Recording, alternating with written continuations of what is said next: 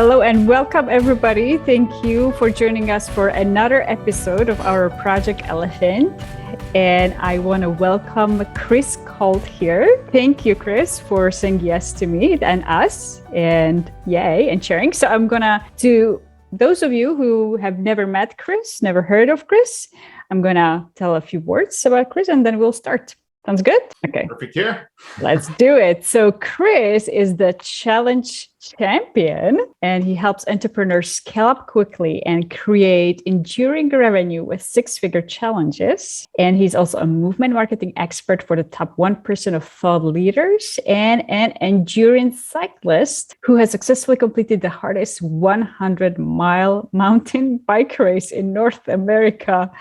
Oh my God. As I was saying previously, just really like saying that 100-mile mountain bike race sounds like, wow, exhausting to me. That speaks resilience, because in order to do that, you got to have some awesome resilience. At least that's from my perspective, from my, fitness and biking experience. So that's why I invited you, because I'm like, Chris has something valuable to share. Definitely there. So thank you. Yeah. No, this topic, we could talk about this topic a long time because, especially just business, but the bike, especially when you're on that bike, that race you talk about was a 9.5-hour event. There's a lot of moments you've got to be resilient. Let's just say that no matter how smooth and great your training went, there's just a lot of moments in those kind of races. So maybe we can jump there and just look at what is resilience in that particular situation, in that race. It's kind of funny. You can look at it this way, like resilience to me, it's always been about, and I'll use the bike, like you crash, but you got to get back on that bike and start pedaling again. And even when you do these long endurance events that I do, thankfully I don't crash that much. You do crash though. There's those moments, right? But like your body crashes, your mind, really it's your mind that crashes at the end of the day. And what I really have learned through endurance cycling is how to convert the mind to a positive mindset, no matter the situation. Because your mind's very easily going to, when you're in these races, put you into the situation. Ooh, that barbecue smells good over there. Oh, my leg hurts. Or look at that cramp in your toe. And like even the littlest tiny things, they just start getting to you. And you just have to be resilient to take what you have around you, those resources you have around you. So no matter what you're feeling in a bike, is it simply drinking some water? Is it the little Snickers bar you have hidden in your back pocket? Because, like when you really have to push through something in an endurance race, I've always broken them down. So take a 100-mile mountain bike race, for example. That's a lot of time on a bike and it's a lot of miles. I always had moments, okay, I focused on 10 miles at a time. But then when I'm focusing on those 10 miles, I break it down to, let me focus on 1 mile. What can I do in this mile? So I always just look at it that way. Like the 10 miles, the goal I'm going after, but let me break that down into 1. Then when I hit that 10, oh, great, 90 miles left. Now we just keep on reversing that. And when you can do that and shift your mind in the right set, it just makes you stronger as you keep on going forward and pedaling forward into those situations. So when I look at what is Chris's resilience toolkit, it sounds like one of the things is you have the ability to see the big picture, the big vision. So let's say 100 miles. And then you go, okay, 1 mile right now. What is happening? What do I need to do? So kind of combining the big vision and the small picture. How would you call that? I almost look at it as being present in the situation. Now, I know a mile is not, there's a lot of ground to cover in a mile, but when you take that big, huge goal and you're breaking it down to that, you're getting as present as you can. Now, you could go as crazy as every 100 yards, but I couldn't do that psychologically because I would just mess up my head. A mile, getting it down to a mile is about enough. But it's being very present. Hey, what can I accomplish in the next mile? Oh, I do have a toe cramp right now that kind of needs to be addressed, and I have to work around that to get through the next. So how can I work with my toe in that situation when those kind of things happen? Or, maybe you crashed on a bike and you're recovering. What can I do in the next mile to get myself back into that flow and the momentum? So it sounds like that you were aware of what's in your way to get to the next mile, to complete the next mile. And so is it the leg? Is it my toe? Is it something else? And what do I need to replenish that? Yeah. And I mean, that's if you're dealing with the situation, right? And those things usually don't happen until you're later in the race. Early in the race, you're just a machine. How do I pace myself to know that I can finish this thing? How do I keep up with the consistent, not because like you can go like these long races. When I was younger and I did shorter races, it was very easy. 18 miles. And I was younger also. I could go all in most of that race and know I'm done in a couple hours. These races, you can't go all in very early because you will pay the price later. So you also have to be intelligent enough to ask yourself, do I put a lot of energy out early, level it, and then come out at the end with more energy? Or do I just go at that race equal the whole way?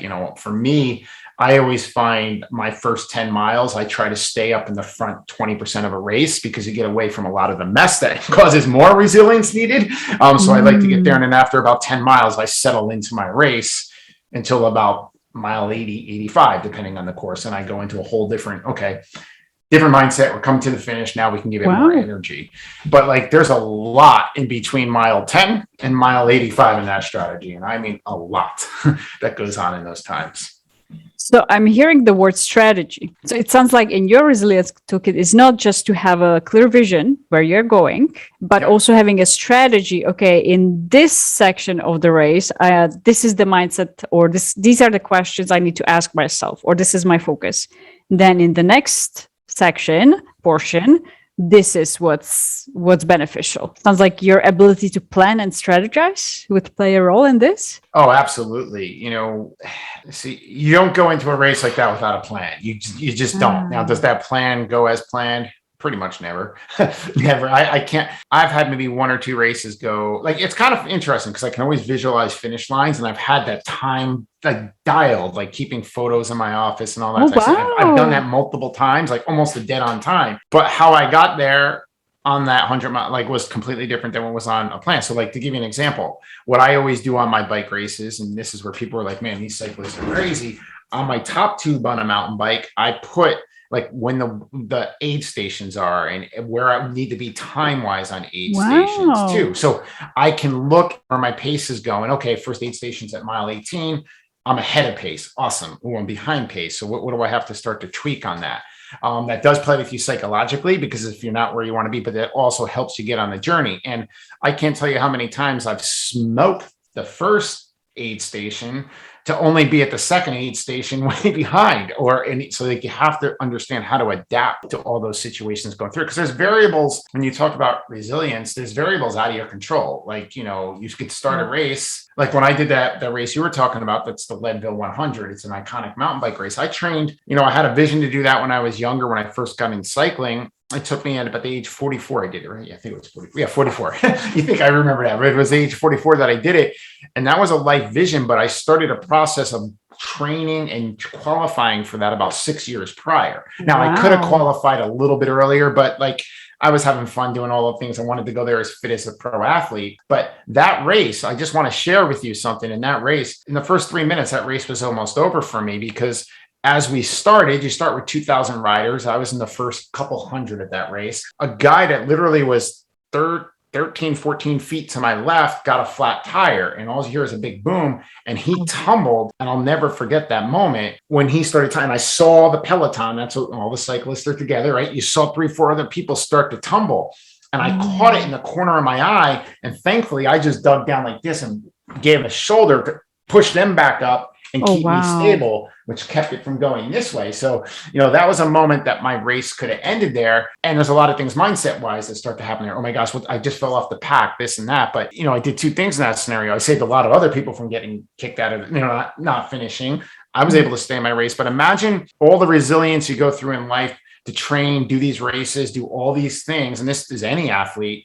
And your big moments there, and it could have been done in 3 minutes, and it was out of your control, right? How do you deal with that situation? And I know internally, we would have had a whole different conversation. Different conversation, yes. Yeah. Wow. But it's on that in that moment you were able to see what's happening, and you were able to adjust and create the right strategy, so you stay in the race. Yeah, and it was actually a booster for me, because I was in a zone, and I was very content where I was in the pack at that point, because there's 2,000 riders. And I'm like, at that point, I knew where I was sitting, and I was like, this is where I want to flow. But because of what happened there, like, and I had that extra boost of adrenaline, I actually put a little bit of extra energy into the ride for the next 5-6 minutes and got further up in the pack. So it put me ahead of my pacing for that race. Now, I will say I paid for that a little bit later in the race, right? Because you got that, oh yes, I got in, let's go. And there was a few moments that a couple big climbs on, up in the high mountains of Colorado, I'll never forget. Like there was a couple moments that I could go back to that moment where I put a little bit too much energy in for 5 minutes. On the way back, when I was up in the mile 80 mark and I had a long climb, because I literally said to myself, oh, I'm paying the price for what I did early, because I know how to pace my body and I gave it too much too early. But I worked through that at that moment too. So I'm hearing you burned some fuel at the beginning. Yeah, and they call it burning matches. Oh. Yeah. And what I also hear from your story is two other things, well, three. First, that you have the vision of doing this race. And that the visions, that dream almost started a long time ago, before, like years before you even did the race. And that there was a preparation, that you put some energy, effort into getting into shape. You probably had some routine. Did you have any coaches, or how did you prepare for that race? Oh yeah, I mean, coaches, no doubt, right? You don't do something like that without coaching. That's a lifelong dream, and that anything in life, you always need to have a coach. I always question people that I hire as coaches. Do you have a coach? And if their answer is no, I'm like, yeah, you're probably not the right person to work with, right? I coach people for what I do for a living. And if the person says, do you have a coach? Yeah, I do. Here's who because you need those mentors. And, I had some awesome coaches who, they worked me through, because they saw I was willing to put my body through the body sacrifices. I was willing to follow the nutrition regime I had, which that's a whole challenge on its own, though, sometimes too, sticking to that, because I live in New York and pizza's good, by the way. But sometimes you had to lay back on that. But like the biggest thing my coaches did for me was just give me the confidence that all this was already in me, and this thing up here is going to be, everything going on mentally is going to be either taking me out or continuing me forward through the race. And that's where a lot of my coaching was done, in the mindset area. Oh, wow. So another, wonder if we could describe it that way, toolkit, your tool in the resilience toolkit in achieving the goal was to have a support system in place, in a way. And that was your mentors, and working also on your mindset. Yeah. How would you describe that mindset that you had that helped you become more resilient or win the race or succeed or finish the race? I think, growing up, I don't think it's any parent's intentions, because we live in a very negative world, right? And turn on the news and there you go. It just starts it there. Mm-hmm. There was just a lot of negative information early on. And like I said, I don't blame my parents for it. It's just the nature of how this world is. Yeah. And when I faced situations as I grew up, I was like I could see I always knew negativity would start to hit, or, oh, this is going this way. And then when a few situations didn't, and, I just started seeing, wow, the mind's a powerful thing. And I'll never forget my first bike race. When I went to do my first bike race, I won it. And quite frankly, I was no fit than anybody else, nothing different. It was like my 15th time riding a mountain bike. I just was like, I got to the start line, looked around, said, I'm going to win this thing today. And that wasn't arrogance. It was just what was in my head. And every moment I pedaled, I was like, I'm winning. And after, it was a 2-lap race, I'll never forget. After the first lap, there was an area you could see a quarter mile of the course where everybody is, and there's a climb on it. And I'll never forget. It was like 19 years old. I look back and I was like, holy cow, I did that to them, because the second place guy was literally, I knew, 5 minutes behind me at that point. Wow. So it was that moment when I was 19 that I started shifting my mindset on my own, and really started listening to a lot of things like, Napoleon Hill and all the different, Zig Ziglar. I was a big Zig Ziglar person. And I started saying, wow, this mindset's powerful. And then as I grew in my career, because I've been in sales my whole career, right? A lot of mindset things you deal with. That takes resilience in there. Yeah, that's a whole different, that's a whole nother conversation we can have on this. Go figure, I'm an endurance athlete and in sales, right? But I learned how to work with the mind in that situation, and just being around a lot of mentors. And like, we all faced a lot of negative things in sales, but like, I watched so many people being able to turn that so fast, and I just grasped from them and learned from them. And then when I really took cycling seriously, I was in a position to a certain level, but when I shared with my coach, hey, here, I want to go do this. And he's like, all right, you got good mindset. You're there, but now we got to take it to the elite level. And that's when he really worked on me. And my coach, he coached Olympic athletes, which was pretty cool when you had a person like that working with. And, I was a very coachable person, and I trusted him. I was like, man, you put people in the Olympics. How can I not trust you? And I'm grateful I did, because after a series of races and years, the biggest race that I had of my life, all the things that the learning experiences in other races, from training and pushing different levels, when I faced this one, I knew how to handle the mind and how to handle the body. And I will say, like, winning is not winning in bike racing. Like, it's really not, because it's so easy to cross a finish line and just say, like all the great things that happen. I learned the biggest things about my character, myself, everything when I came in second place or third place. Because those are tough places to finish. Second's the worst one. Like, when you're like, oh, I get it. And then third's not the easiest all the time too. But I'll never forget the first time I came in second at it was a 60-mile mountain bike race, and I should have won. I made a mistake in the final 2 miles. I should have won that thing. No denying that. And his first thing was saying, you won. I'm like, no, I didn't. He goes, no, now you have a lesson that is going to get so much out of you for the next year of your life, because you're going to focus on why you got second place. And you're going to become a different person from it. And I'll never forget, that's really what happened. And like, when I watch people who always want to be first place, it's like, ooh, it's great. It's great. Don't get me wrong. It feels great. It's exciting, but there's only so many of those moments in life. And it's the moments of that second place, that third place that happened. And I had to finish last once. Like, I've raced for 20 years of my life. I've never finished that at last. There was a race a few years ago that I finished dead last. 50-mile mountain bike race. Never, ever did that. But because I was having some issues with my body, and I didn't train right. I was dehydrated. I give you all the excuses. Don't need to do that. I decided, because I was watching all these other people DNF, right? They just say, it's easier to quit. And I just made the decision. I was just like, you know what?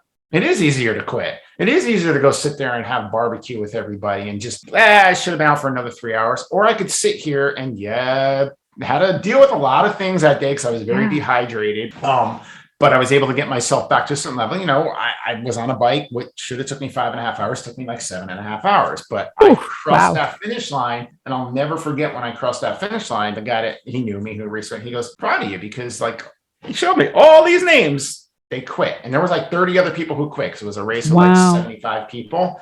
And he's like, you can't even say you finished last, because I might have been the last one that crossed the finish line for my age group, but I didn't finish last because those other 30 just gave up, and they were all out there partying and stuff. So it's like, to me, that moment out of all of them, I mean, finishing dead last and telling your kids that story, this is the greatest thing ever. Like, it's hysterical, because it's like, guys, you got to understand, I just made a decision to finish. And that's sometimes that's a hard one when it really, especially on a bike, when it hurts and it's easier to quit because you don't want to deal with the dehydration and all the cramping going on in your legs. How would you define resilience in that particular story? That what I'm about to do is going to make me a lot stronger after I get through the headwinds. I knew I was more focused on a story for my kids and other things, just not to quit in situations when they get really tough and impossible. So my resilience was more focused on having an outcome to show other people, which are my 3 children, just saying, hey guys, I'll just tell you straight up, this was no fun. This was hard. It was a lot easier to just go quit and get home a lot earlier, or I could just go through this and know that that's going to grow something in me. So my kids respect me for that. And, I can tell you from business perspectives, just how many times you get in those moments that you feel you're dead last, like, not going to happen. And, it's helped me push, not just at last, but finishing second, all my endurance. It's just helped me push through things that I know most people won't push through. And sometimes people are like, you're crazy trying to dig through that. You're never going to get out. And sometimes I haven't. Let's just be real. And other times, wow, I got through that because 99.9% everybody else decided, no, I ain't going to keep on going. So I just kept on going and got through it. So there's so many avenues I can go down on that, but it was mostly about my children and just being an example, because I knew they were at the finish line and I didn't want to come there unless the bike was broken or my body was broken, which my body was almost broken, but physically broken. with not finishing. Because I've done other races where I was doing pretty well and something broke on the bike and you just couldn't keep on pedaling. And they've seen me deal with that, because that's a tough one to deal with too, because like I could have been a top 5 finisher, or I could have won one, but you break things on the bike. That's a different thing. I don't feel as bad in that scenario, because that's just more an internal thing. Oh man, should have did that. But when something breaks on a bike that can't be fixed, it's like, well, what are you going to do? You got to race this thing on a bicycle. So what I'm hearing is also a difference between what's in my control and what's not in my control. Yeah. And there you go. Persisting when it is, or having the resilience to continue when it is in your control and doing everything to do, versus when it's out of your control, just letting it go. Yep. And I think that, that's a great, like how you took, because that is exactly what I was saying. Look at business, right? You have an offer, I'm in high ticket coaching, and you have an offer, and I want to help people. I want to make an impact. I want, there's no denying, but I'm very invested in, hey, here's what we can do together. As much as you want, like, I'm not invested if they say no. It's like, okay, great. This wasn't for you right now. And I think I can control that feeling. Like, hey, here it is. Here's the offer. I can control how I feel when somebody comes back to me in that, versus being tied to the outcome. Oh, hey, I'm going to get 20 new clients this month, no matter what. Oh man, there's the one that was on my list. Like there's a big twist on how you can handle those situations there. So it seems like, based on what you said, that the mindset that can help you win the race, and it doesn't mean that you're going to be the first. You can win even when you are last, based on your story, because there's something. The goal is not just to be first, but the goal in that story for your children was to create something bigger than yourself, to create a legacy, to teach a lesson, to be a role model for your kids. So something that goes beyond yourself. Sounds like that was a part that helped you be more resilient in that particular situation. Even now in the business, when you've mentioned, did you say legacy or create impact? That's probably in my head connecting to legacy. So creating that sounds like that motivation or resilience is similar in those areas. So how is what helps you, the mindset in the athletic endurance versus sales business? Is that similar? Is that different? What's coming up? I mean, there's so much similarity. It's kind of scary, because if you learn so much of what your body can do and how the mind controls it on the bike, and in business it's the same thing. Like waking up every day with a positive attitude. Today's going to be a great day. Everybody I talk to, amazing things are going to happen, and whatever's meant to happen in those conversations is meant to happen, versus there doesn't have to be manipulation or anything scenario where you just come in with this awesome attitude that it's going to end how it's going to end in any kind of conversation. And I can push through to things, like you said, that I can control. So if there's anything I learned, I've helped a lot of people with social selling. And I see so many people who get discouraged after, oh my gosh, like this person didn't return my message. I'm like, well, part of the journey that you can control is maybe message 5 people today that you felt were your right people to message. And you'll probably get 2 or 3 if it's the right message to respond to you, versus if Lucy was the only person I was depending on, and Lucy's like, this guy's in spandex on a bike, I don't want to respond to him, right? And she doesn't respond, like I don't take that personally. So it's just learning how to deal with those kind of things internally too, because you can control how many people you reach out to on a daily basis. So would another tool in your toolbox be not to take things personally, or not to take rejection personally? Yeah, not to take any rejection personally. I've never, early on, I was rejected a lot in high school, and I took it very personal then. But those awkward years we all don't want to go back to. But I also am so grateful for them now. Life is lived forward, understood backwards. If you ever heard that quote before. And I just laughed. I'm like, man, this just prepared me for my career. Because sales, there's a lot of rejection. And if you know how to grasp it and deal with it, you'll be fine. And I learned that very early after being rejected a lot in high school. And I learned how to handle it and use it for positive things. And in the future now, it's like, I don't take, rejection is never, ever, ever taken personally. I just look at it as a learning experience, or it wasn't meant to be. That's really what I look at it as. So before in high school, rejection in high school versus rejection now, let's say in business.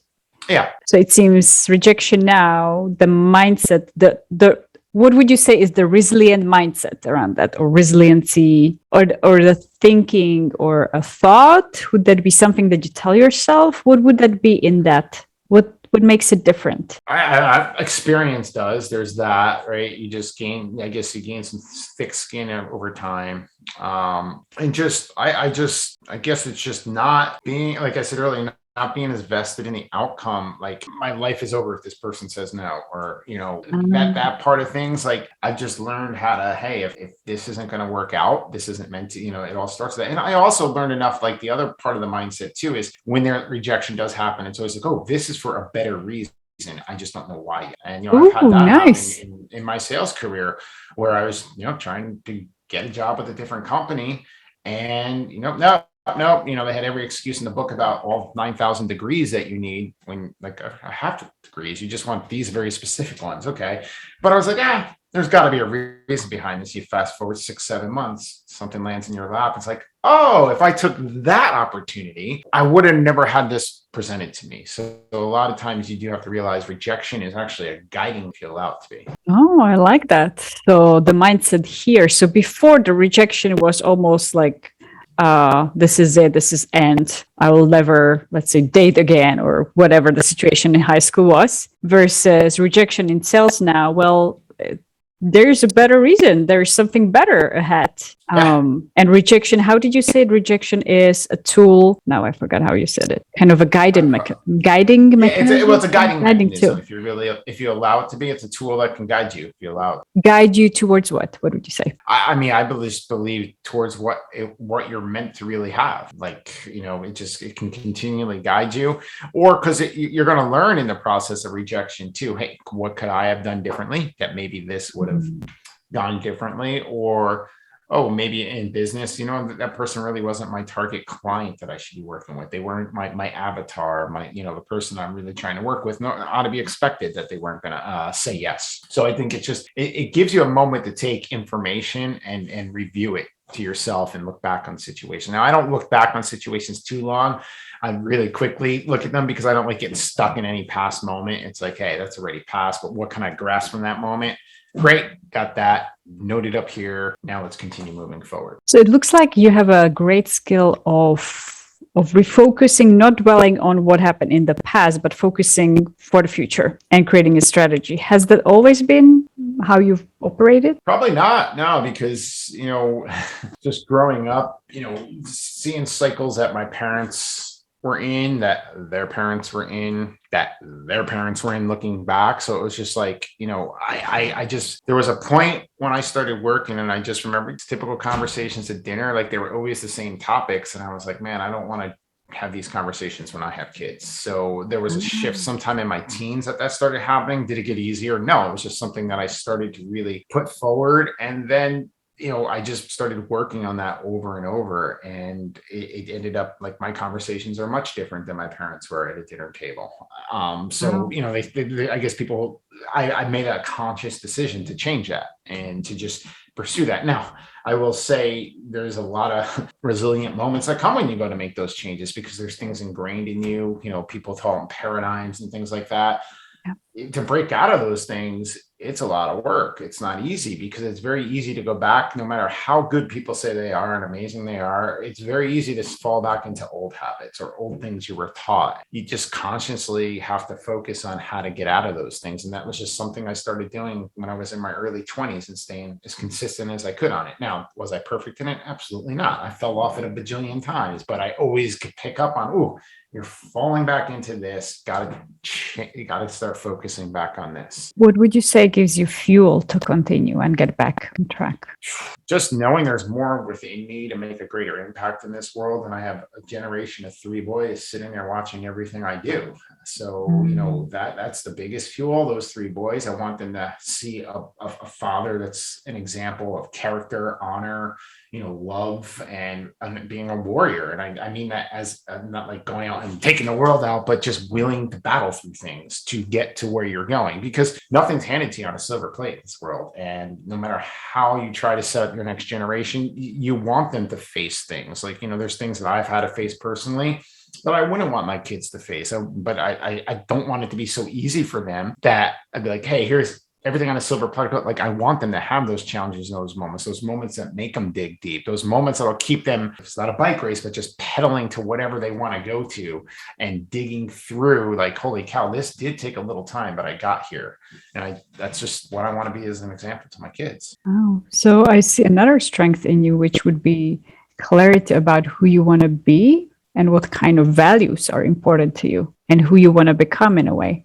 And what kind of role model you want to be a father for kids. Yeah, it's interesting you say that because I actually had a conversation, I think it was yesterday, with somebody, and he shared with me how he always looks at life. He's always, every moment of his, like when he reevaluates or reads through his journal every day or writes it, he's always like, who am I becoming? Who do I want to become? So like, he's like, I started doing this years ago and I've become the person I wanted to become. Like, I started writing about the person 10 years ago, I became that person. But then when I was becoming that person already, I was already writing about the person I wanted to be in 2-3 years. And then when I arrived there and like, I started taking that, like, it just hit because like, sometimes I think unconsciously, that's what I've been doing.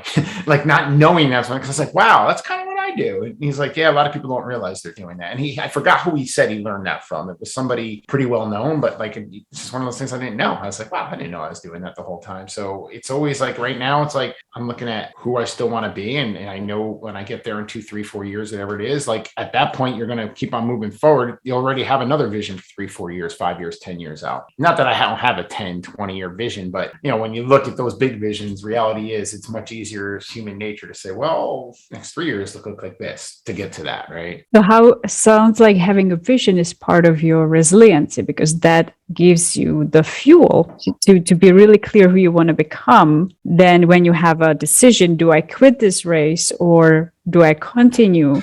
Sounded like the person that you want to be and show up as. And if I want to be this person, I am not going to quit. I'm going to continue as far as I can. Oh, yeah, absolutely. Yep. How did you get the clarity? Was that like a moment, or was that a process of journaling or talking, conversations? It's been an evolving process. So when I was younger and I started making those decisions that I just wanted to have a little bit of big shift from thinking that my parents had. And my parents did the best that they could with what they had.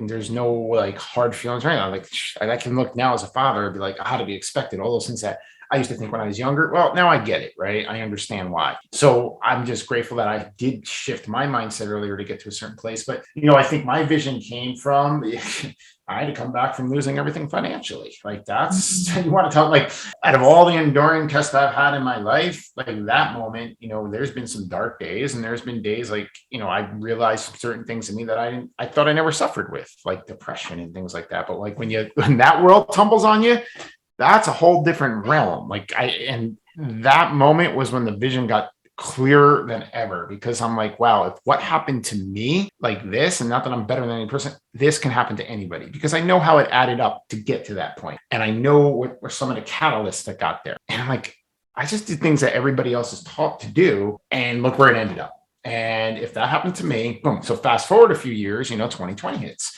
And here I am watching all these people I knew who had everything together, and all the things I faced, they're all getting hit with it right in 2020. And it was where then that, like, I knew I had a bigger vision when everything hit me. But then last year I started having all these people reach out. I know you went through a season that was not fun. I'm like, well, yeah, it wasn't fun at all. And like, you don't even want to know some of the things. But now they were reaching out, well, I'm about to enter that season because everything just crumbled so fast. It's not even funny. And I'm like, no, it's definitely not funny. I can guarantee on that. But like, it showed my vision last year. Wow, if this happens to that person, darn right, what happened to me wasn't like just for me. So it actually accelerated my vision, because it's like, no wonder why there's been all this resistance and coming back, because I'm moving someplace faster right now to come back from when I came back. But now I'm realizing it's like I'm opening up, you have a few options in life. You can open a gate that gets you through and you can go do your thing, or you can push a massive gate, or pull it if you want. I'll say push, and bring a lot of people through. And I've come to that realization. That's kind of what I'm doing. Right? I've been pushing this massive heavy gate to get through it, because now I know a lot of people that need help do it, but I have enough. Like, hey, I've come back from the most, like for most people, the fear of losing it all financially, that's a massive fear. It was a fear of my whole life, and it hit me, right? And I know now that I can help a lot of people on the other side, because I learned all the other skills I didn't learn. Like, I learned a lot of them in sales, but all these things that entrepreneurs need to learn, all these things to build multiple income streams and all those different things. I learned how to do that and help people do that from my harsh season, which last year I was able to help others go through their harsh seasons. And, a lot of them they're still going through those seasons, because those seasons don't just come for, 6 months. No, they last, they got a little bit of a tailwind with them for a while. Yeah. We might have an interesting season ahead. Yes. All globally interesting. Oh, yeah. Season. I mean, that's the thing, like, not to get into all those conversations, but it's like I sit here and I'm like, wow, this is like, now it's just gone to a whole different realm where it's going. Since we've touched on, I guess we could call it financial resilience in a way, or being resilient in the face of financial crisis or bad situation, however we call it. And since many people might be going through that right now, and since we cannot talk about specific strategies to get more money, well, you have one strategy that you help with people creating these challenges for entrepreneurs. What would you say is the key mindset piece that helped you get through that time and be resilient in a way to recover? You gotta humble yourself. I mean, that's all. I mean, the biggest thing is humbling yourself, and talking to people and asking for help. And it doesn't necessarily mean financial help, right? It's just like, sometimes you're just gonna need a shoulder to talk. Sometimes you're just gonna need somebody who's got something that you just throw ideas off of. Getting around community is huge. Like, you gotta be around people, because the hardest part of that season is, like, there's a lot of things you're faced with. There's a lot of mind things. And if you're not around others, it's very easy to do that. I also get very present in the moment, like something I made very, very, very present in my moment. Like, okay, what am I supposed to get out of this season? What am I supposed to get out? And like, I didn't have a season. I was like, what am I supposed to get out of the next hour of my, and then I just started living like that and being open and vulnerable enough to talk to people about what's going on. Because I come to realize, there's a term one of my friends always says, silent sufferers. There's so many people that suffer silently, and eventually it just hits. But I decided not to suffer silently in that scene, because I suffered silently for a few years before it all hit, right? And I just started opening up more, and it opened my eyes to how many other people are in the same situation. It was mind-boggling. Like, when I just started talking to friends, hey, it's been a while, just wanted to catch up. And, the typical chat, when you share what you're going through, like, oh my gosh, I've been there. Like, how many people have been there and they just kept it, or I may need to go there, or like, who knows, like flip a coin, could be there in a year. So, I mean, community, getting around people, being very present, like, seriously, take the time to ask yourself, like, not by the day, what am I supposed to get out of the next hour? Go outside and walk. Obviously I had my bike, so I did a lot of cycling, but I had get outside, get away from things, just get your head clear. And if you have kids, spend time with them. I mean, that was something else I did. I got around the joy of being with kids and just trying to think bigger when I was a little kid. Like, because in adults, you get hit with all these things, and no matter how good you are, and you say, oh, I think, like, you still have a lot of pollution up in your head that you have to get rid of. But when I was around my kids, it was like, man, like, I remember when I was my youngest son's age, like, I wanted to do this. Why can't I still do all that stuff? What's the difference? Like, so that helped a lot too. It sounds like clearing the pollution in the head would be just getting to the basics, almost, with like the childlike perspective and enjoying the simple things with kids. Yep. One of the strategies. And clarity about, just like in the race, sounds like being clear about what needs to happen in that mile. You said what needs to happen in that hour, in a way. Like, there you go. Yeah. And there you go. See, I didn't even know I was going to that. There you go. So you're listening. I am. I'm trying. So it sounds like that is the strategy that you apply in different areas of your life, to have a specific vision, specific goal where you want to get, then having a strategy. Okay, what needs to happen there, and what needs to happen right now? What needs to happen in a specific time segment, whatever that is, depending on what's the situation. Maybe it could be a next minute. How can I get through the next minute if it's a really difficult situation for somebody, let's say. Yeah.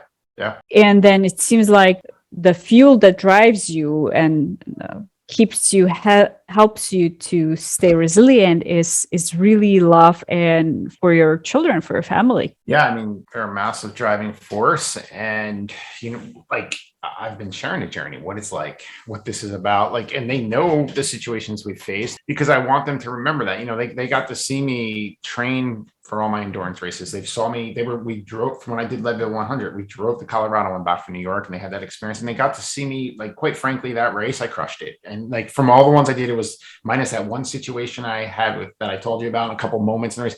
It was probably one of the smoothest mountain bike races I've ever had in my life, which is crazy to think because that's like a big focus race, right? But they got to see that and they remember that moment. And then after that moment, they also got to see the other side of what Dad was about to face. But I was able to share with them what's going on in life, and not things that kids have to worry about, like with finances and all. I didn't go into all that, but like just what we're going through. And I know in the future they're gonna have something in them. Wow, like, because Dad was willing to continue through this path, this is what's happening. When they have to face their own resilient moments, they're going to remember, wow, well, Dad showed us a good example of how not to quit and how to handle these kind of situations. And I want to be careful when I say how not to quit, because I've quit on a lot of things in life, but I've come now at this point in life to realize those things I've quit on actually just were stepping stones to what I'm doing right now. Like, it's actually crazy. Like, because people are like, oh, you're a quitter on this. I'm like, a quitter.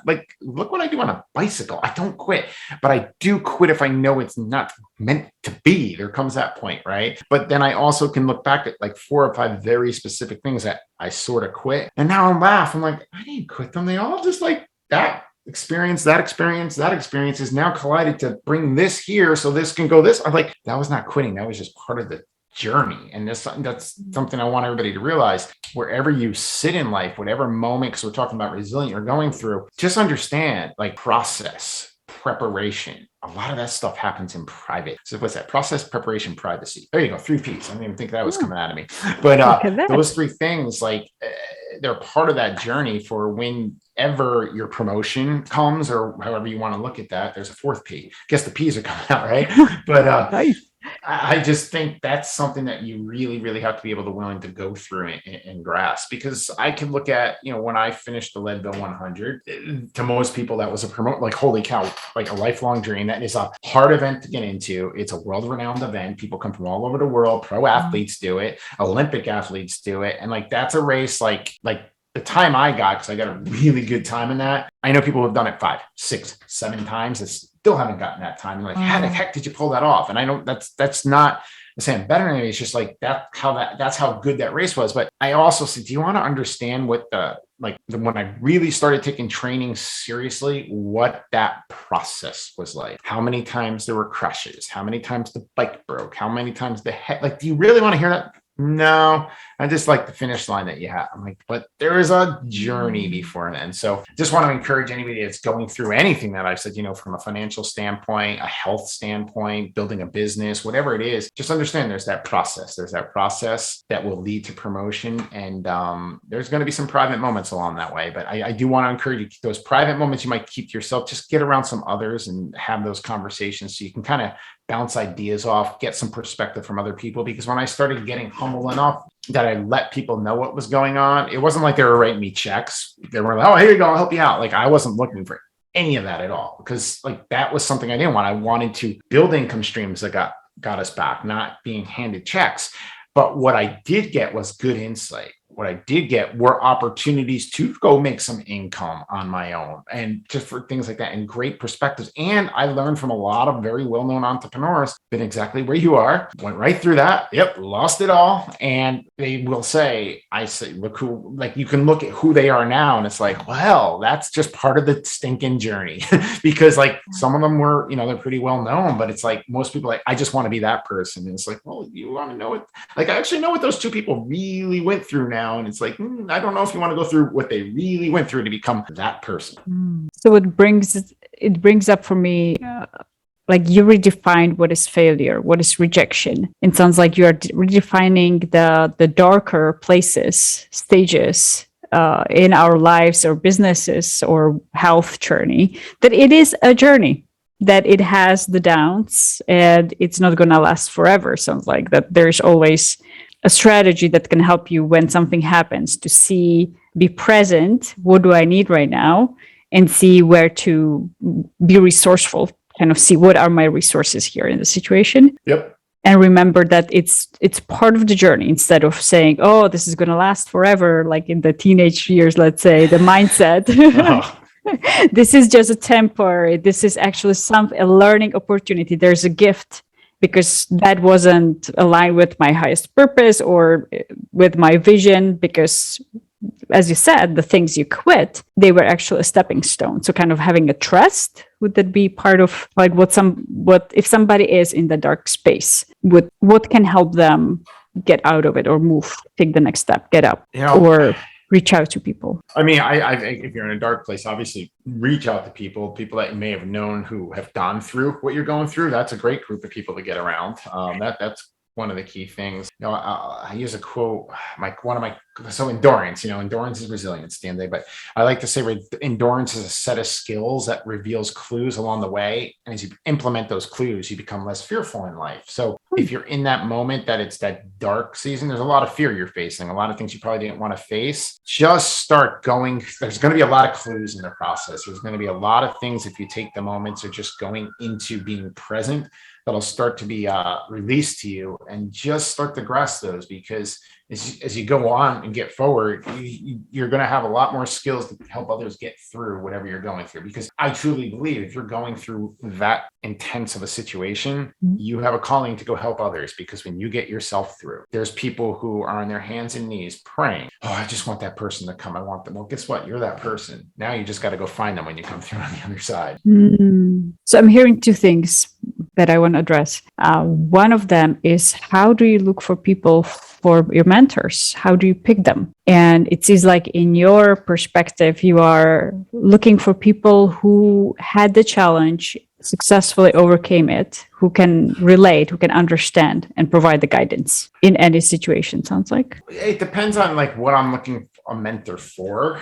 To me, I want somebody that's either been through the situation and has come out the other side. That's a great mentor, obviously, because they got a lot they can teach you. Or somebody who has helped others get through the situation that you're trying to get through too. They may not have necessarily been through it. They might have something else, though, at least they have a track record there. I always look for people, I struggle with, and I know I got to be careful how I say this, so I apologize. I struggle with the 20-year-old, like the 25-year-old life coach, because I've had a lot of them when I was going through my season. Yeah. And I'm like, really? Like, listen, unfortunately, what I've gone through and others go through, like, there comes a point you hit that at a certain point in life. Man, it could be varying, but like, until somebody's walked through that, like, you're not going to guide me at that age. And I don't mean that arrogantly, but like, I always look for people who, quite frankly, have a little gray hair. They might be bald, It's just there's wisdom in those situations. Those people have wisdom. And now the people I'm working with, they're either around my age category, some are a little bit older, but there's also a younger generation that, they're at a certain point and they know I have some wisdom now. So they're looking for people like me. So that's just something that I've always just found success in, getting around people who have just a little bit more wisdom than I do out there. So it sounds like wisdom is the main value that helps you find the right mentor in a way. Yeah. And I mean, I'll look at their values, values are key too, because they have to be in line with your values. If they're not aligned, that's not going to work out too well, because you're just not going to grasp what you need to for them from that perspective. So anybody I've ever worked with, values in some shape or form aligned. Doesn't mean we're 100% then on. It's just, but if we have a good, strong foundation and a person can say, hey, here's what I stand for.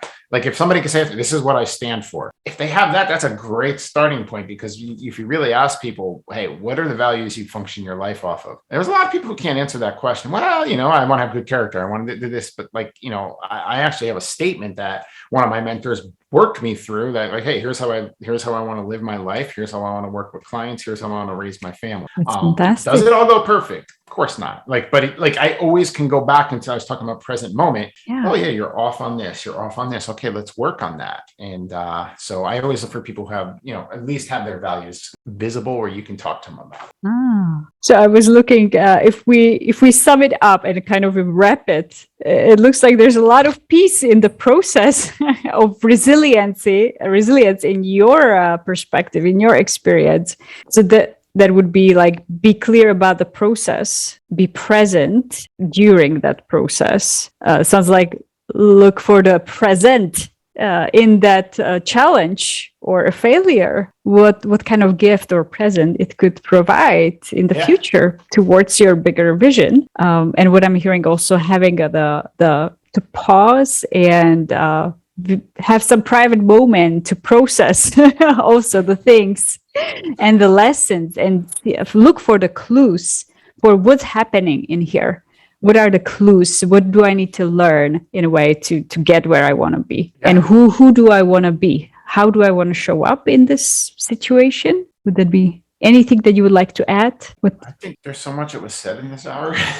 Like, it's funny. It's like just looking back and recalling some things. I just think, no matter where you are, when you're faced a situation that might feel like you have to push a boulder up a steep mountain, just know you're in the right place at the right time to grasp what you're meant to grasp. Do not compare yourself to others. It's one of the biggest things like that. You got to put those blinders on. And unfortunately, in this world of social media, and I can say this because I help a lot of people with social media. Yeah. I want to be like that person. I'm like, well, do you know what they've been through to be that person? Or B, are they being true and authentic? Because it's very easy to not be true and authentic on social media. So don't get the comparison. Just put it aside, because it's a thief. Comparison is a thief in the process of having. Nice. I like that. Don't quit. Now, when I quit, because you heard, wait, Chris, you said you quit on. Don't quit on your vision. Don't quit on who you're becoming. Don't quit on that. If there's something that you have realized through resilience that shouldn't be part of you anymore, yes, quit that. But it was part of the journey. You'll realize that it gave you some skills. So when I say don't quit on that big vision. I won't quit on my kids. I won't quit on where we're going. But I know if I'm in a situation that's now it's obvious, hey, it's not part of this big vision anymore, I will quit on that. But I will also know at some point, and I don't know when, it will be, there was a reason I faced that. Or it could have been as simple as, well, I was supposed to realize that is something I shouldn't be doing or be part of, whatever it is. So quitting it was the thing that released me to the next level. You'll find that if you're willing to do it. Yeah. Sounds like be willing to look for the good, even in the bad. Yeah. Yep. That may seem to be bad, that there's always something good, even when we cannot see it right away, that in the future, it will make sense. Yes. Life is lived forward and understood backwards. I forget who said that quote. My coach used to always say that to me. So, just live with that quote. It always makes sense. I'm writing a book called Endurance Reveals Truth, and it's all about that bike race, the Leadville 100. And because it does, I can sit here and just say, wow, it completely makes sense. And the book's done. I just have to take the time to do all the fun stuff to release it and get all that other stuff done. But that's the book, because I realized my word is endurance. It always does give you the truth at some point. I know we're out of time almost, but there's one more question I really want to ask. Don't worry, because it seems like one of the biggest things in your resilience is really knowing who you want to be. It is like in having the clear vision, how you want to show up. What are your values? What is something that helps you to get clear on how you want to show up? Who do you want to be? Honestly, I'm just going to say my relationship with God is what does that. I always go back to the foundation of, am I being an example of the kingdom? That's really what I always ask myself. And if that answer is no, that's a conversation I have to take care of. So I ask myself that day in, day out, hour in, hour out, or in situations, how should I handle this? Those are questions that I asked myself that a lot in life, but was when I went through losing everything financially, I was like, well, okay, let's just go back to the core bare basics of everything in life. Am I living who I want to be and so that's really how I go about it. I love it. Thank you. What a beautiful ending. And before we end, just a question. If people want to learn more about you or work with you on if they want to grow their business through creating challenges, how do they reach you? How do they find you? The easiest place is my website, chriscolt360.com. You can go right on there. Connect with me on LinkedIn. Say, hey, I heard this podcast right there. Reach me, hit me a DM there. But chriscolt360.com will lead you to anywhere you need to find me. Time on there also. Awesome. Thank you so much, Chris. Thank you for sharing your wisdom. Awesome. Thanks, everybody, for listening. Thank you, everybody.